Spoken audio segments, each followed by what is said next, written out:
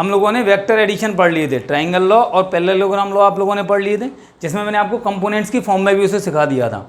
अब हम यदि बात करें प्रॉपर्टी क्या होती है वेक्टर एडिशन की, तो देखिए वेक्टर एडिशन के लिए आप लोगों को प्रॉपर्टीज़ वही हैं हमारे पास जो आपने चाहे मैट्रिक्स के लिए पढ़ी हैं चाहे किसी भी चीज़ के लिए पढ़ी हैं, कम्यूटेटिविटी, एसोसिएटिविटी, आइडेंटिटी और इनवर्स। ठीक है, तो देखिए सबसे पहले हम बात करते हैं कम्यूटेटिविटी की।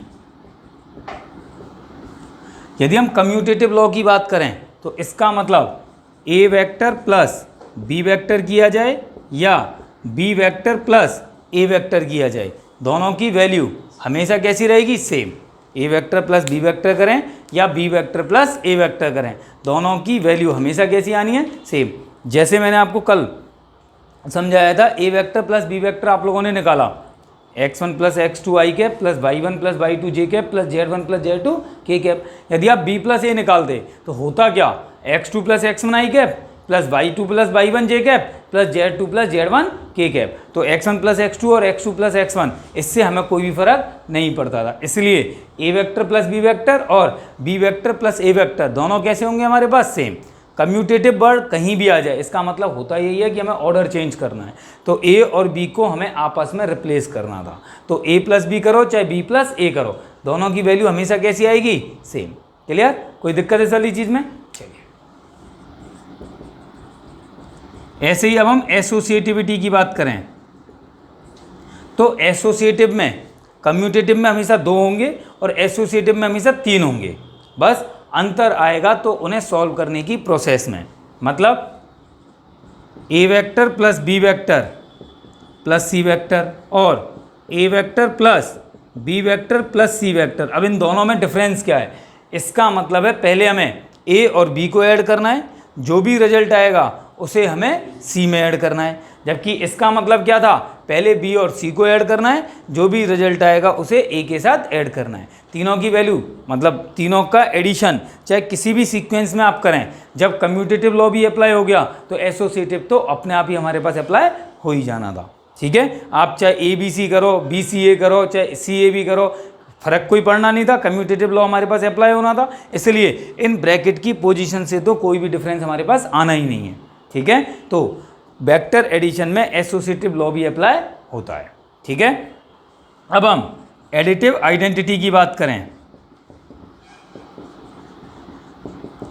तो एडिटिव आइडेंटिटी, आइडेंटिटी वर्ड का मैंने आपको मतलब समझाया है, ऐसा एलिमेंट जिसकी ऑपरेशन लगाने पर रिपीट एलिमेंट वही आ जाए।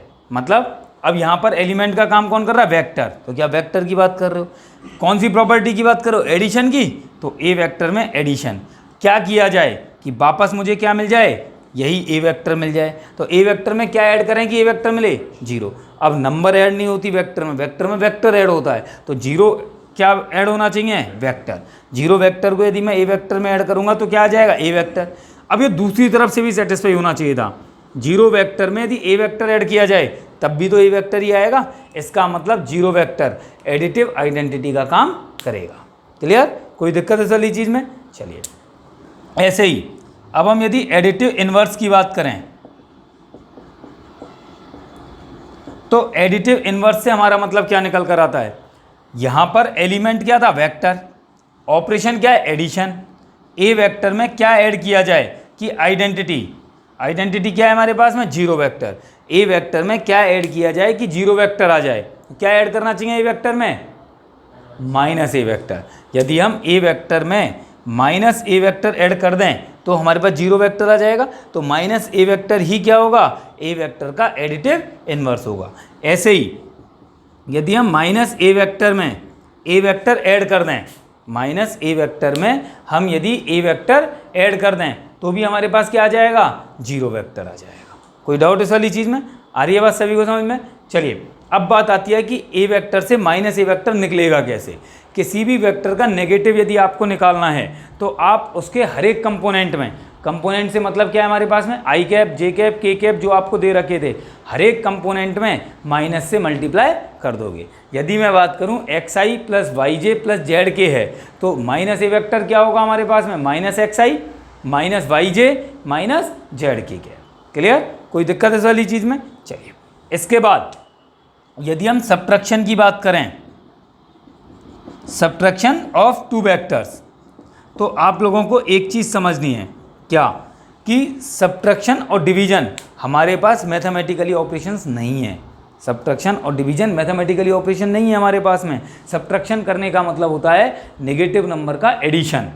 यदि हम ए में से बी को सब्ट्रैक्ट कर रहे हैं तो बेसिकली मैथ्स की भाषा में हम ए में माइनस बी को ऐड कर रहे हैं, ना कि ए में से हम बी को सब्ट्रैक्ट कर रहे हैं। तो वही लॉजिक यहाँ पर है। यदि हम बात करें ए वेक्टर और ये हमारे पास बी वेक्टर होता, तो माइनस बी वेक्टर कौन सा होता हमारे पास में, ये माइनस बी वेक्टर होता। तो ये प्लस ये करेंगे तो रिजल्ट क्या आएगा हमारे पास में, ये वाला वेक्टर। तो ये क्या होता, ए वेक्टर माइनस बी वेक्टर। जैसा हमारे पास ट्राइंगल लॉ के सम में होता है वही हमारे पास सब्ट्रैक्शन में होना है। सब्ट्रैक्शन में सिर्फ क्या चेंज हो जाएगी, इसकी डायरेक्शन। जहाँ ये बी वेक्टर ऊपर जा रहा था तो सब्ट्रैक्शन में माइनस बी वेक्टर होगा, और माइनस बी वेक्टर कहाँ आएगा, नीचे अपोजिट डायरेक्शन में। और ये प्लस ये, तो ये plus minus b, a vector plus minus b vector, तो क्या हो जाना था, a vector minus b vector. Clear, कोई दिक्कत। और वो होगा क्या, वही diagonal, a vector minus b vector. Components की फॉर्म में बात करोगे तो मान लेते हैं वही a vector equal to x1i plus y1j plus z1k, और b vector equal to x2i plus y2j plus z2k। तो a vector minus b vector निकालने के लिए x1i plus y1j plus z1k minus x2i plus y2j plus z2k। अब जैसे आप subtract करोगे तो i वालों में से लेंगे तो x1 माइनस x2i, प्लस जे वालों में से लेंगे y1 minus y2 j cap, plus k वालों में से लेंगे तो z1 minus z2 k cap. कोई दिक्कत इस वाली चीज़ में। जैसे हमने कंपोनेंट्स की फॉर्म में एडिशन किया था वैसे ही कंपोनेंट्स की फॉर्म में हमारे पास सब्ट्रैक्शन होता है। कोई डाउट। देखिए, यदि हम मल्टीप्लिकेशन की बात करें किसी भी वेक्टर की किसी भी स्केलर से, तो किसी भी वेक्टर की किसी भी स्केलर से मल्टीप्लिकेशन करने के लिए हमें क्या करना है, मान के चलते हैं लैम्डा कोई स्केलर क्वांटिटी है और ए वेक्टर कोई वेक्टर क्वांटिटी है। मान लिया लैम्डा तो हमारे पास कोई स्केलर क्वांटिटी थी और ए वेक्टर वेक्टर क्वांटिटी है। अब यदि मुझे लैम्डा का मल्टीप्लाई ए वेक्टर से करना है तो आप क्या करोगे, जो भी ए वेक्टर के कंपोनेंट्स होंगे आई कैप जे कैप के कैप सभी में उस लैम्डा से मल्टीप्लाई करोगे। जैसे मान लीजिए a vector equal to x i plus y j plus z k, ये हमारे पास है।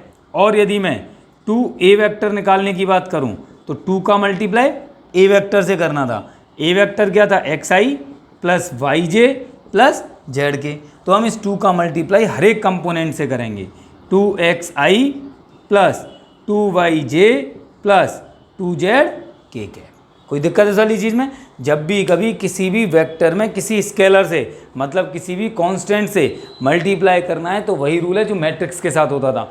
मैट्रिक्स में भी यदि हमें किसी नंबर से मल्टीप्लाई करना है तो हर एक एलिमेंट से मल्टीप्लाई करना होता था। सेम लॉजिक यहाँ पर है, जब हम किसी भी नंबर से मल्टीप्लाई करेंगे तो हम वेक्टर के हर एक कंपोनेंट से मल्टीप्लाई करेंगे। ठीक है, आप एक दूसरे के साथ कनेक्टेड करके रखा करो, जिससे एक चीज़ की बातें याद हैं तो दूसरे की याद रखने की ज़रूरत हमें नहीं पड़ती। अब आप इसे मैट्रिक्स की प्रॉपर्टीज से ही समझते जाओगे, एक ही चीज़ की हमें याद रखनी है, जो मैट्रिक्स में होता था वही हमारे पास वेक्टर में होता जा रहा है, तो आपको अलग से उसे याद रखने की ज़रूरत नहीं पड़ेगी।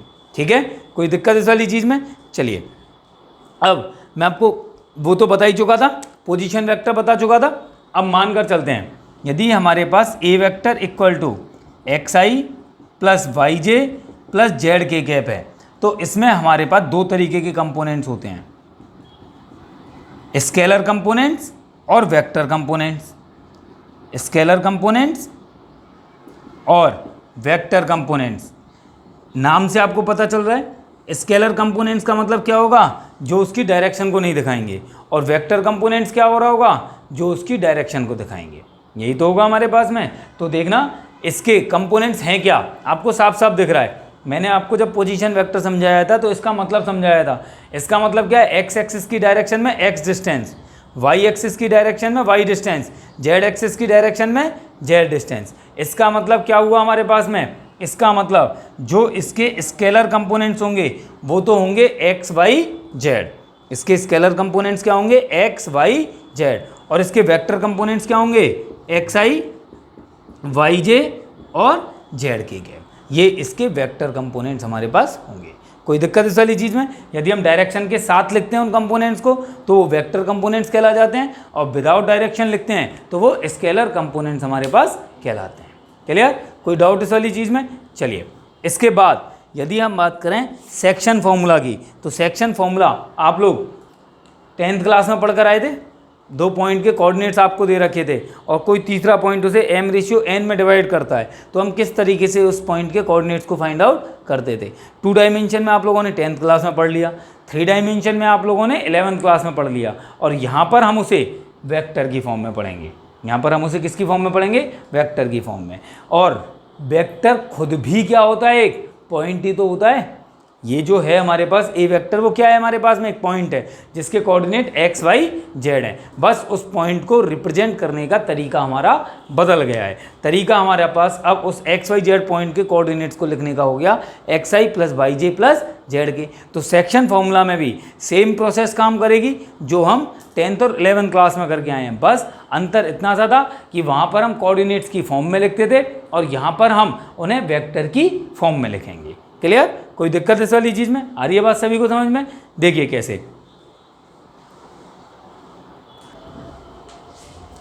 देखिए, यदि हम सेक्शन फॉर्मूला की बात करें तो सेक्शन फॉर्मूला हमारे पास क्या होता है, मानकर चलते हैं ये कोई पॉइंट है ए, इसका पोजीशन वेक्टर है ए वेक्टर। ये कोई पॉइंट है बी, इसका पोजीशन वेक्टर है बी वेक्टर, मान लिया हम लोगों ने।